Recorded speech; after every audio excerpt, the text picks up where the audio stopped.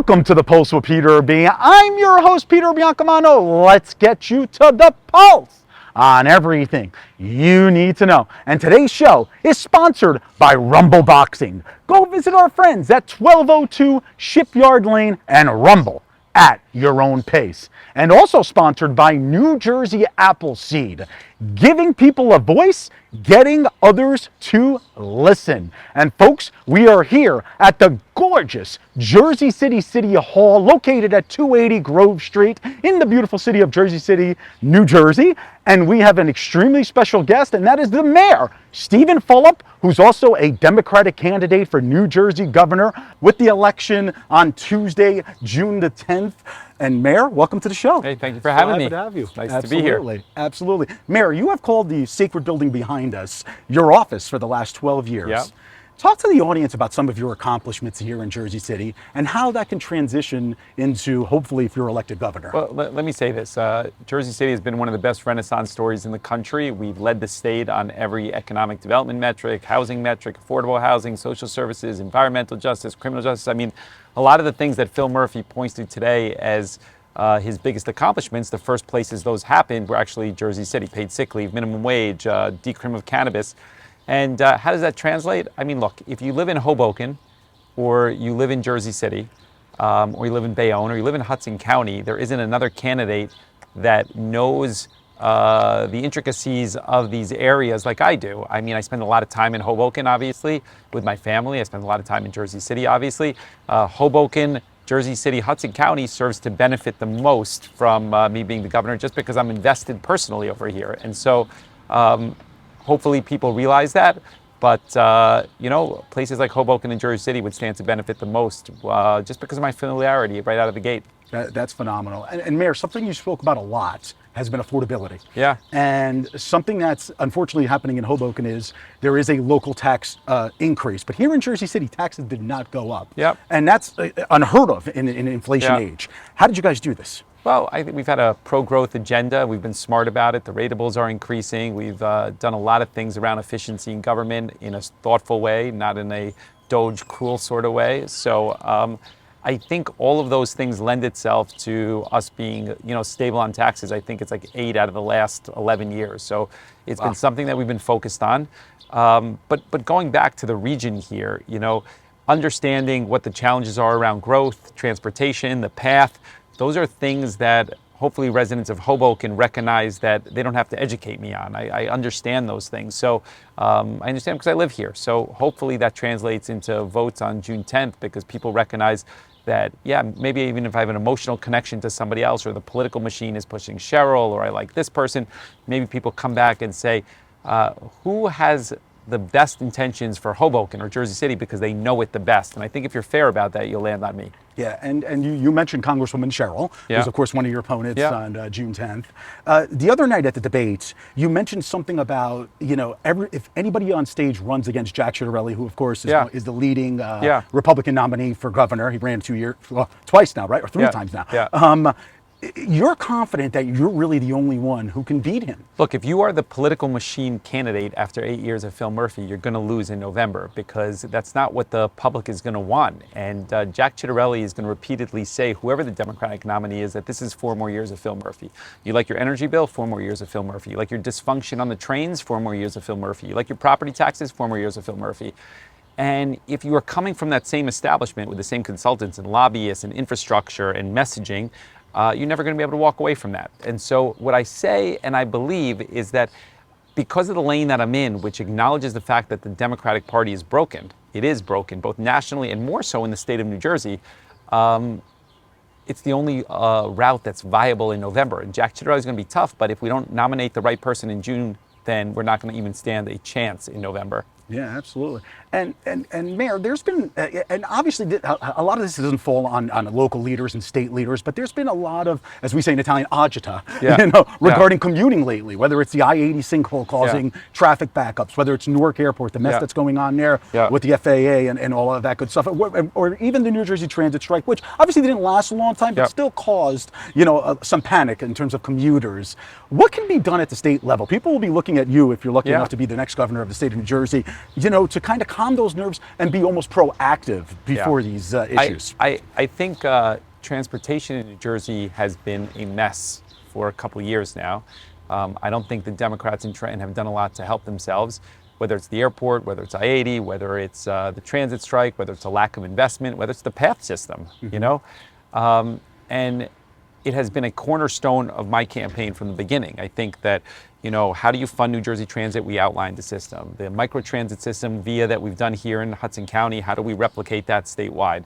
How do we increase the path service? Really important to me. We're doing a press conference later at 5 o'clock today with some of the advocates.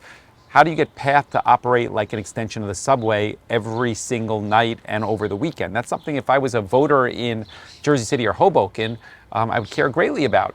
And this is all part of building an infrastructure to attract jobs, to attract employment, to make New Jersey more affordable, because all of those things are linked together. And I think I do a good job of articulating that, hopefully people recognizing that on June 10th. Yeah, and Mayor, one of the things that I have to give you credit for is, I believe your first year in office back in 2013, you actually, I believe, sued the Port Authority for more path service, if I'm not mistaken, because you knew what type of development was happening in this area and all that good stuff. Mayor, another thing that I noticed that you've done particularly well in your campaign was you actually started this 2 years ago. You started running for governor in 2023. You were the first to announce a lieutenant governor, Sheena Collum, a fellow Seton Hall Pirate. I graduated with her. We'll talk off camera about that.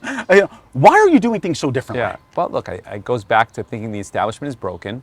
And if you're going to build a campaign that isn't reliant and beholden to that political machine, it takes time, and you can't do it in 6 months. And so if that was our mission, then we started early, and that's what I did. And today it's a bigger campaign than anybody else. We have 1,500 volunteers. We have a lot of infrastructure based on the volunteerism. Nobody else has anything close to it. We'll see if it translates into the votes. I think it will on June 10th, but I'm optimistic. Exactly. And you've been up and down the states, yes, putting together a slate, yes, essentially, and a lot of anti-establishment candidates. What have you, I guess we're a hyper-local show. We're focused on Hoboken and Jersey City and Hudson County. Locally, you have Yousef Saleh, Jessica Ramirez, Barbara McCann-Stamato, Jackie Weimer, excuse me, from Bayonne, all running under your tickets.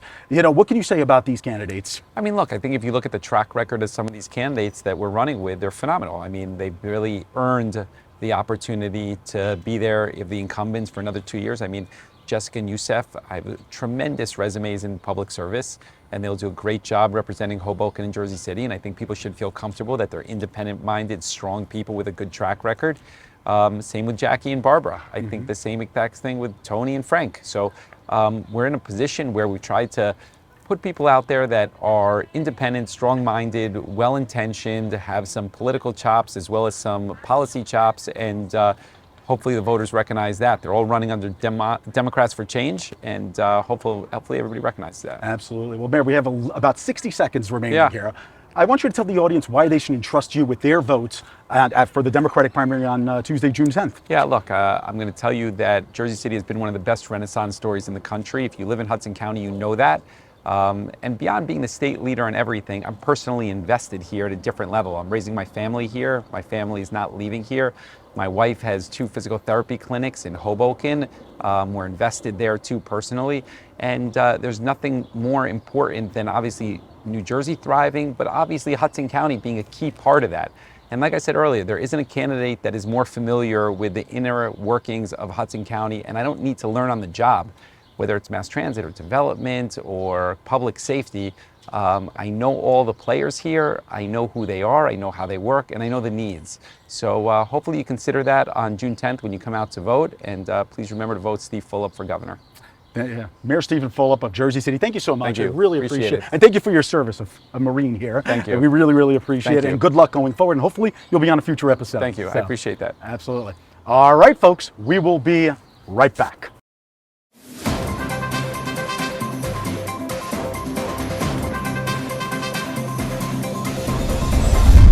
Peter Biancamano here, your hostess with the mostest of the Pulse with Peter B. Folks, don't forget to follow and like our Facebook, Instagram, and TikTok pages. We're constantly updating those platforms with cool stories and awesome reels. Also, you want to subscribe to our YouTube channel where we post all of our full shows, and you can also binge watch all of our previous episodes. And if you would like to contact us, feel free to reach out to our email address at thepulseofpeterb@gmail.com. We'll see you there. Welcome back to the Pulse of Peter B. Peter Biancamano still here in the host chair and still here at the beautiful Jersey City City Hall located at 280 Grove Street. And in the last segment, Mayor Fulop mentioned the person to my right, and he's no stranger to the show. We're soon going to get you a press pass, Councilman, I swear. I think you should. I think I deserve one at this point. You certainly do. And that is Ward D Councilman and, of course, New Jersey Assembly candidate for the 32nd District, my good friend Yousef Saleh. Welcome back. Thank you. I'm glad to be here on the Pulse again. Exactly. So, Councilman, the last time you were here, we spoke about your background. We spoke about why you decided to run for Assembly and so on and so forth. A lot has happened since the last time we were on. And there's been a commuting nightmare for New Jerseyans up and down the state. Obviously, you're running to represent all of Hoboken and about half of Jersey City, let's just say, but you're also there to represent all of New Jerseyans. And what's happening with this commuting nightmare? The I-80 sinkhole, Newark Airport being a complete and utter mess. I mean, obviously there was a New Jersey Transit rail strike for only a few days, but still it gave voters some doubts about their commuting, not voters, residents, I should say, and voters. What can you do to calm people's nerves, and how could you be proactive with this going forward? Listen, Peter, it's a sad state of affairs that we're in. You can't fly a plane, you can't ride a train, and who do we have to blame? We got, we got to blame the government because we need to be a little bit more proactive.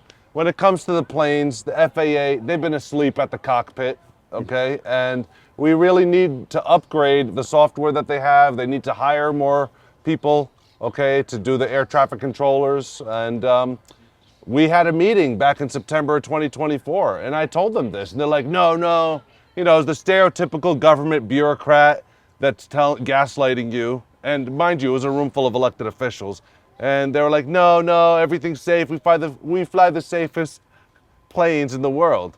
And I was like, I don't know. You had some doors blowing off Boeings. That's right. Some whistleblowers dying. You had astronauts stuck in space, and the helicopters are flying way too low. Okay, so they need to upgrade the telecommunications equipment. They need to hire more air traffic controllers. On the state level, they need to hire more engineers. They got to cancel the it's over $12 billion turnpike expansion. I've been against this before it was cool to be against it, and so was Steve Fulop. He was number one in terms of being against this because it's a bondoogle. Okay, you're gonna expand lanes into a bottleneck? No, you gotta have more money for infrastructure. Like build a light rail on Kennedy Boulevard, connect the whole county. Okay, it costs $3 billion instead of $12 billion. I could build a monorail. I could do so much with that money. Okay, right. But nobody's listening. So right, and then you have, and I loved all your. I feel like I was with Dr. Seuss for a second there. Oh, your rhyming. I like Muhammad Ali better. But all right, sorry about that. And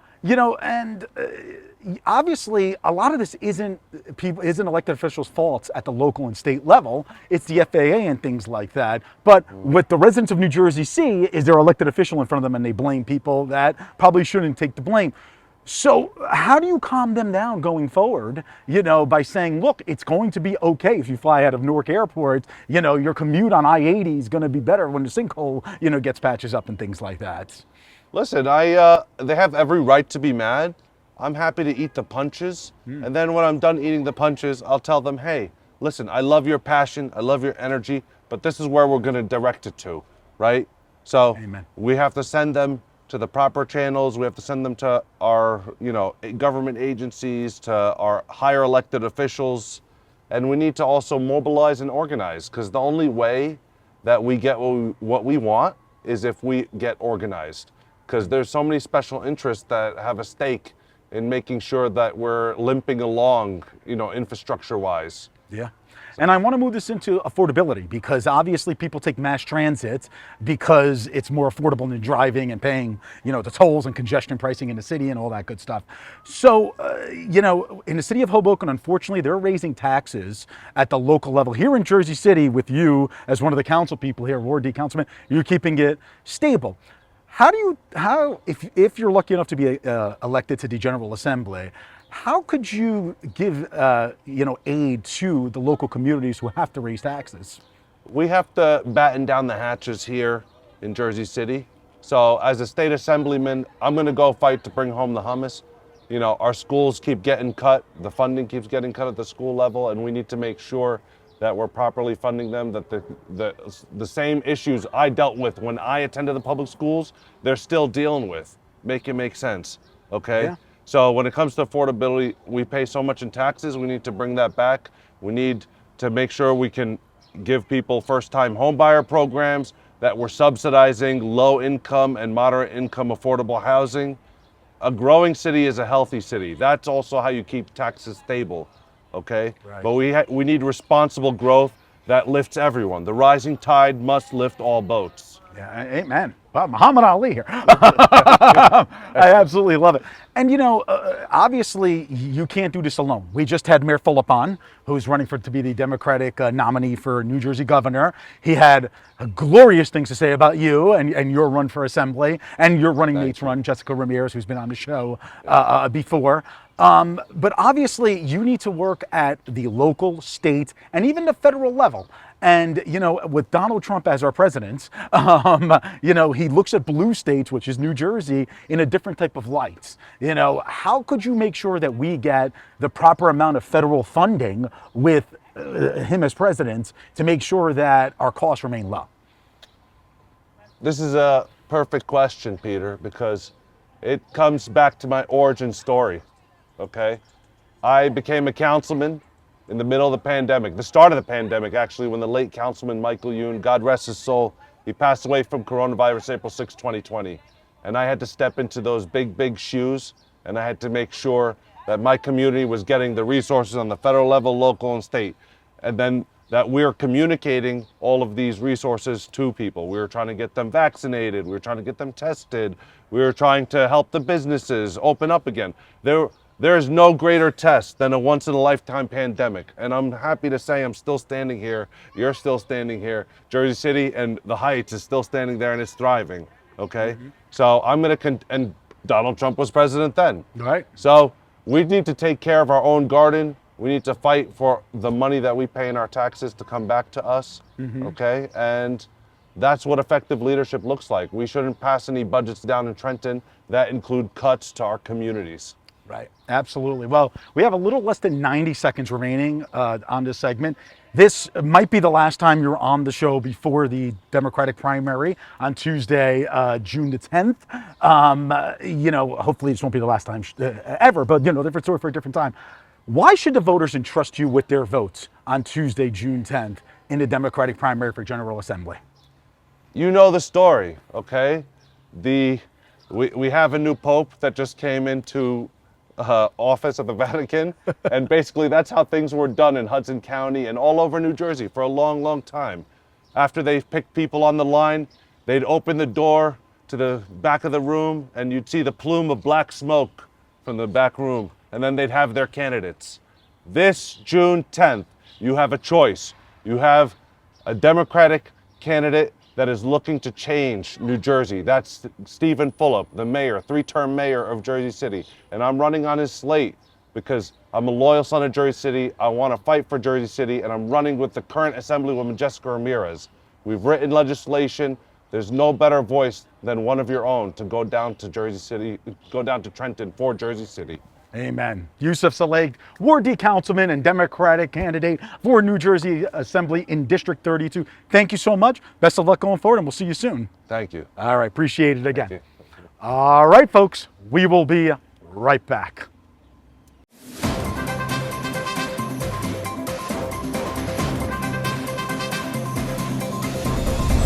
Peter Biancamano back with you. Folks, we have a new television home. After being on cable access for so long, we are now strictly on streaming. So download the Surge Sports and Entertainment TV app on your Roku TV or your Amazon Fire TV and catch our new episodes every Sunday at 9 a.m.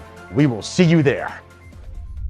Welcome back. I'm your host with the most, Josh Sotomayor Einstein, and I'm so glad to be joined on this beautiful day, not by that bum Biancamano, but by my friend, Cheryl Fallick, who is a director at New Jersey Appleseed. Cheryl, thanks so much for coming on. Thanks for having me. Always great to see you, Josh. And it's a beautiful day. I'm so glad that you decided to join us on the wonderful Hoboken waterfront.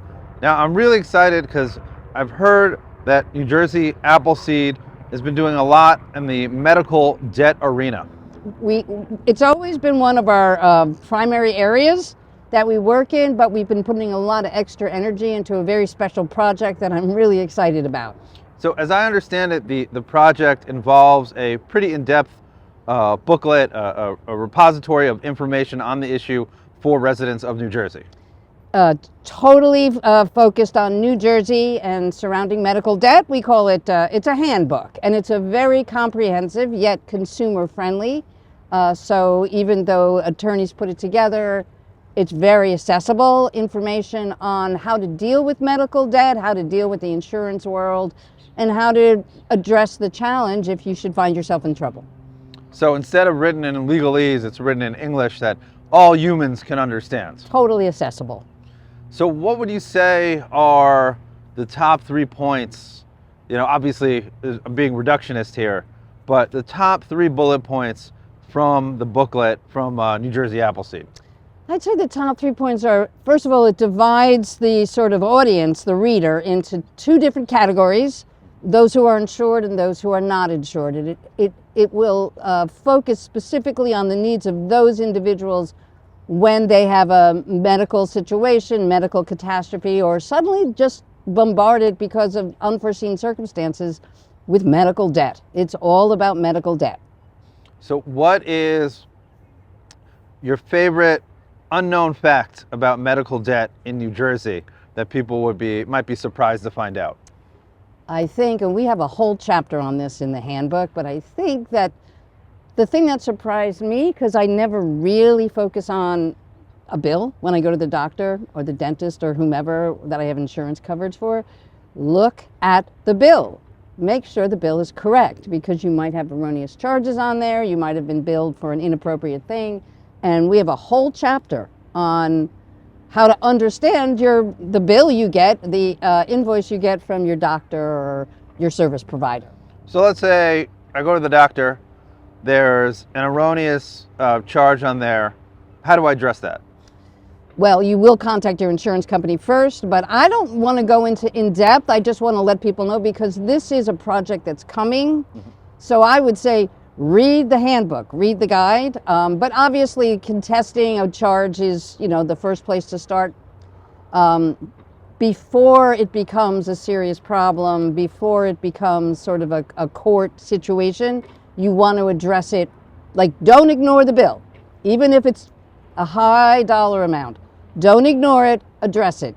And if there's something on there that's erroneous, get on that and stay on that, because sometimes, we all know these days, you get a lot of voicemail, you get a press this, press that. Stay on it, don't give up. So where can somebody find the booklet, the handbook? So the project is, and this is grant funded, I should mention that. We are very appreciative of the support we got from the American Bar Endowment and the New Jersey State Bar Foundation. They funded this project, and this project will eventually have, well, not eventually, within the next couple of weeks, its very own dedicated website, endmeddebtnj.com. So I repeat that, endmeddebtnj.com. You can also access it through the New Jersey Appleseed website and the New Jersey Citizen Action website. We did work with them on some of the components of everything that you'll find on that website, which will also include FAQs, frequently asked questions, best practices, video shorts on how to read a bill. So for those of you who don't like to read, a lot of us don't anymore, there will be videos, shorts on there that you can just watch, and there'll be documents to download if you need to address the courts or work with the court system. And the handbook is going to be translated into Spanish as well. I think that's everything. It's a comprehensive one-stop shop. Oh, it sounds really, really cool. So how long is the handbook? Is it a quick read? Is it a short read? I mean, what are we talking about here? So I don't want to scare anybody. The handbook is 131 pages, including an appendix, with links. And you can access the handbook guide online. You can also download it. If you're online, you can go directly to the links of resources that may be of help to people in different counties and different areas of New Jersey. This is a handbook that is really not just Hudson County, where we're sitting right now, but all of New Jersey. There's a resources page everywhere. Now, why medical debt? Well, I think that medical debt is one of the things that is driving people into problems. I can't think of the word, but it's one of the things that hits people when they weren't expecting it. Everybody, like, people can think they have great insurance, and then something happens.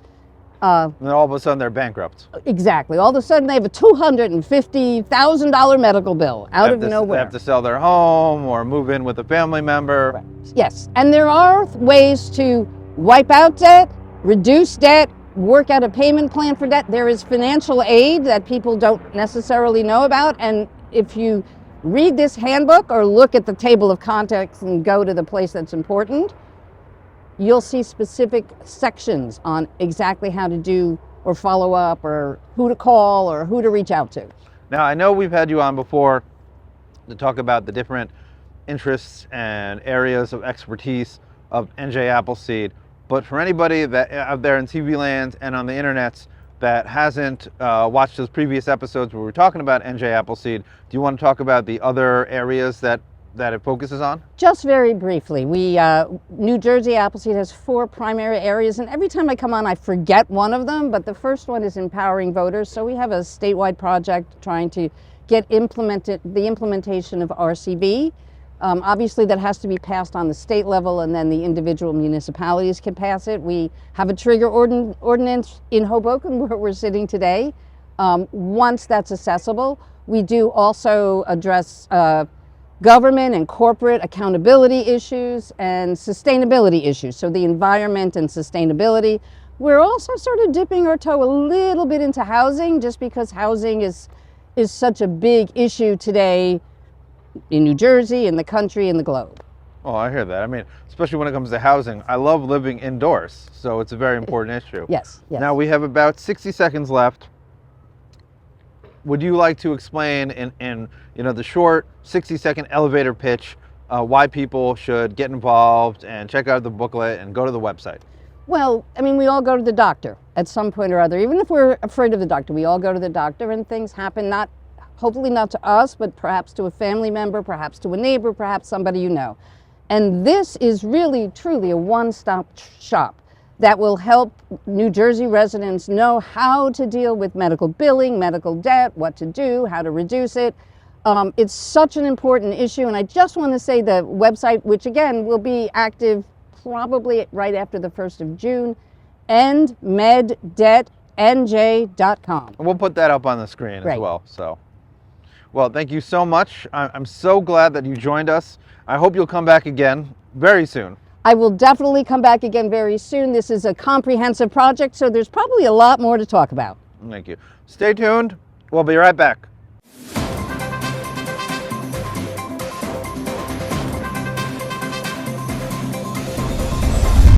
Peter Biancamano here, your hostess with the mostest of the Pulse with Peter B. Folks, don't forget to follow and like our Facebook, Instagram, and TikTok pages. We're constantly updating those platforms with cool stories and awesome reels. Also, you want to subscribe to our YouTube channel where we post all of our full shows, and you can also binge watch all of our previous episodes. And if you would like to contact us, feel free to reach out to our email address at thepulsewithpeterb@gmail.com. We'll see you there. Welcome back to the Pulse with Peter B. Peter Biancamano back in the host chair and here at the gorgeous Maxwell Place Pier located in Hoboken, New Jersey. And I am excited because we have a library director on set. We've never had a library director on set, and that is, of course, my good friend Jennie. Pooh, welcome to the show. Thank you so much, Peter. Absolutely. Well, as I joked about, not even joked about, because that is your title, you are the Hoboken Public Library Director. I am. But you're also running for District 32 Assembly Person for the June 10th, I almost forgot the date, for the June 10th primary in just about like 2.5 weeks here. So welcome to the show. Thank you so much. It's a pleasure. I really enjoyed watching your show. Oh, I appreciate that. I really, really do. And we want to thank you. We kind of had to like move our equipment before this, and you just jumped right in there. You were moving cameras and mics and things like that. That is awesome. That's what we do. Very hands-on. I appreciate that. All right, Jennie, so why did you decide to run for assembly? Yes. Well, so briefly, I am Jennie Poo. I'm a librarian. I'm a mom, and I'm a proud resident of this district for 20 years. Wow. So I've raised my kids here. My family actually came as refugees. My in-laws came as refugees almost 50 years ago to the Journal Square area in Jersey City. So we have deep roots in Hudson County.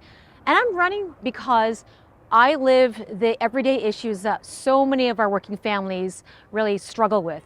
You know, being able to stay here, being able to enjoy good schools, being able to get around easily. These are all the issues that the legislature fights for, but they're the issues that my family, that we deal with every day.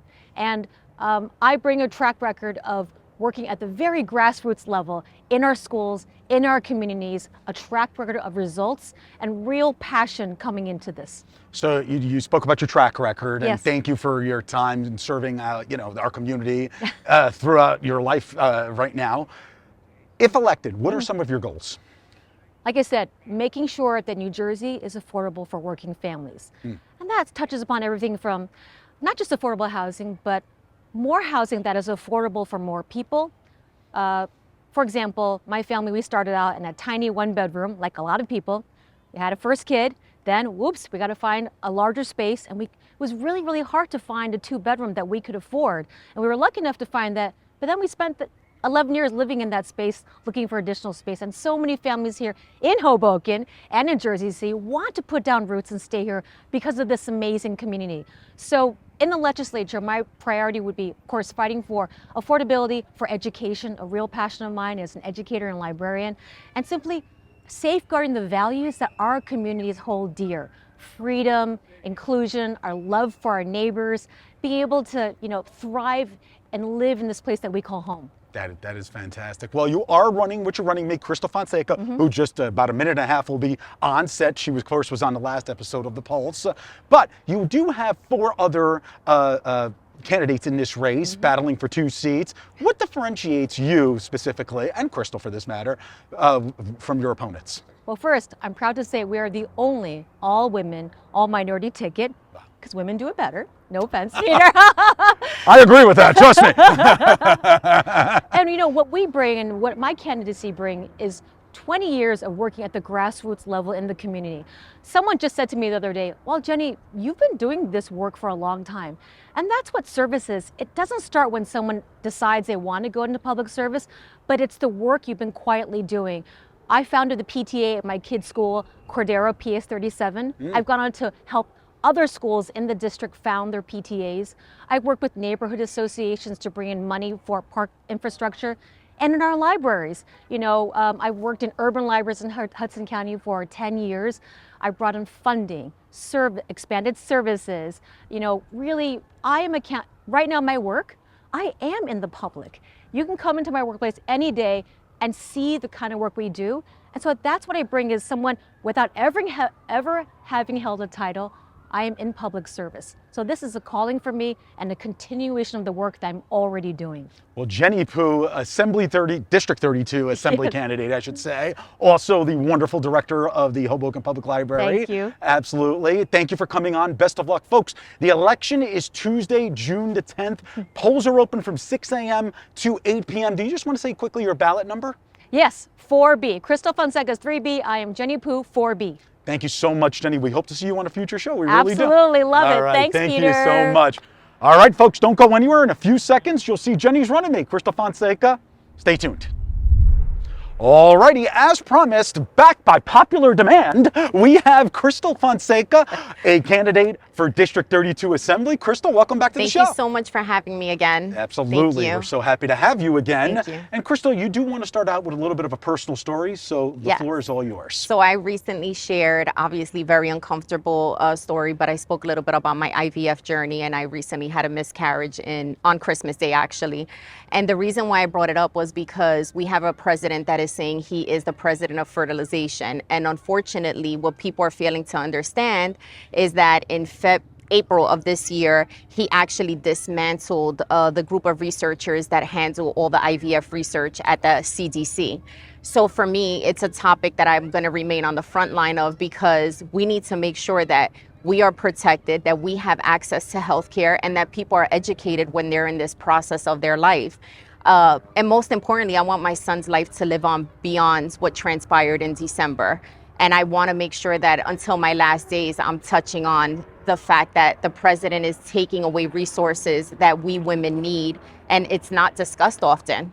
Yeah, well, we really appreciate you sharing this personal story on the show. We like to have a lot of fun on this show, but obviously there are real life moments here. And if you can, just by sharing that with our audience, we really, really appreciate that. And you know, we did talk about MAGA extremists in the last episode, and you know, just building up on that, you know, because if we look at hyper local issues, the state of New Jersey is kind of in like a commuting frenzy right now, whether that's through air, car, I-80 sinkhole. I mean, Newark Airport is just a mess. I mean, obviously with the rail, New Jersey Transit, the strike didn't last long, but there was a lot of, as we say in Italian, agita among commuters because of that. Yes.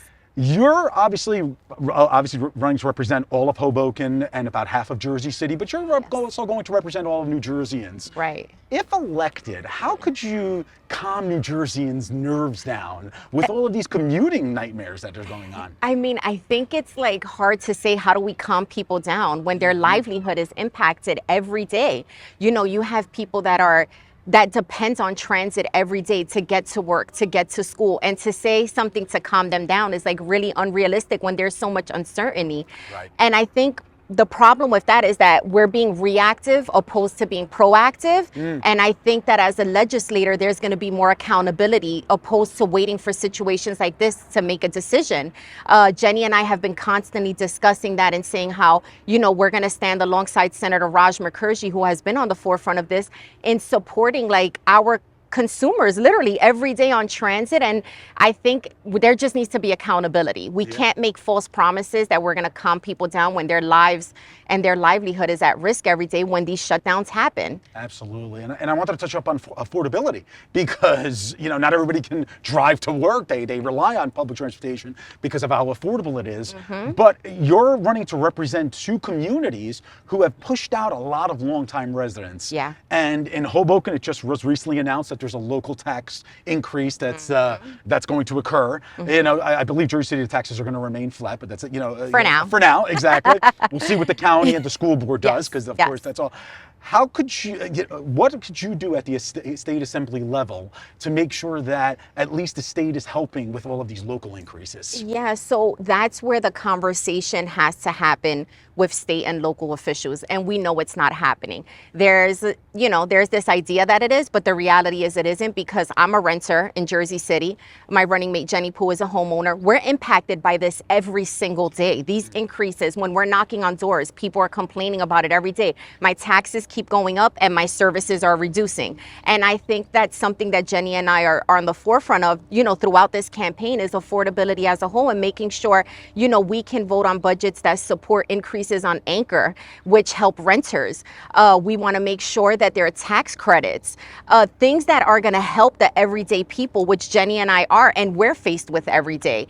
And, you know we can relate because we're the ones impacted. We're not like above all of this. Yeah. Well, Crystal Fonseca, thank you so much. 2 shows in a row. Thank I you. really, really appreciate it. Folks, again, the primary election for the Democratic nomination for New Jersey General Assembly, that was a tongue twister, huh? Is Tuesday, June the 10th. Polls are open from 6 a.m. to 8 p.m. And if I remember correctly, Crystal's number is 3B on the ballot, and Jennie is 4B. Yes. Good luck. Hopefully we see you Thank on a you future so show. much. Don't forget to go out to vote on June 10th. You have 2 people with a proven track record. We've committed our lives to city government. We serve the constituents every day without being elected, and we just ask that we can count on your support on election day. Don't forget to vote 3B and 4B. Thank you so much. Thank you, Crystal. Thank you so much. You again. Always a pleasure. Don't go anywhere, Yes. please. Okay. All right, folks. Join us next week for The Pulse on everything you need to know. I'm Peter Biancamano. I hope you have a great week, everybody.